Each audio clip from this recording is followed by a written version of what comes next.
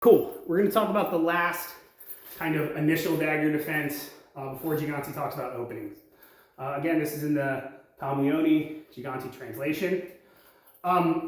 This one is hard because it looks a lot in the plate like we're ending in our primary one, where we're ending closed on the inside line with our dagger extended out from our left. But the key is our opponent is attacking this upper right quadrant, right? That could be our face, so my right eye, as well as floating rib to my center line, to my pec, out to my shoulder, right? So primary among this, if I start how I've been starting for the last several videos, where my sword is really closing that left line and I'm kind of angling in to not have a big gap, right? You can see the opening right over my blade.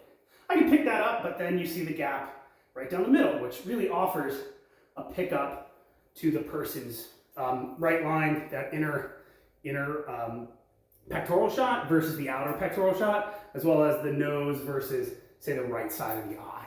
They attack from that outside line versus that inside line.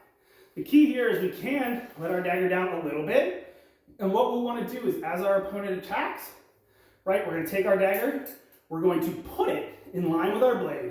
And this comes from an old fencing instructor I have. Think about taking your dagger and spreading it on your longsword as you're extending. That'll allow you to not miss the sword and subsequently get hit as you reach, but it will allow you to essentially create this line, and as you extend out, pick up the sword and extend fully from your left, having their sword go off outside your presence, right? So, how I teach this, and this is probably the most simple one, and probably the one I like best and will use most, which is, so our sword is outside. As my opponent lunges, because I've left this opening for them, I extend my blade, put my dagger onto my sword, lift up as I grab their blade, and lunge, simultaneously hitting them right in their right shoulder or right near their right clavicle. So, at full speed, right. Oh, that one was too tempo, that's no good.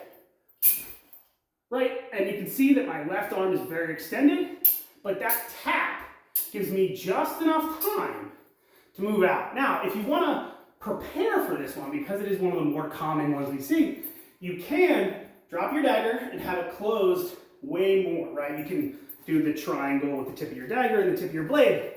But, and as some of my students will attest, that then opens this line and this line on your far side. So I like to keep my dagger a little more vertical, keep it a little more defensive.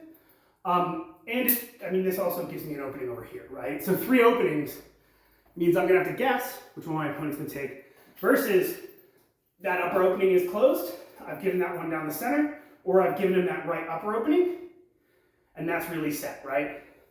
So again, as we extend, we hit our dagger against our sword, we scoop up their sword as we're essentially parrying the inside line and extend out through. So those are the 3 initial dagger parries.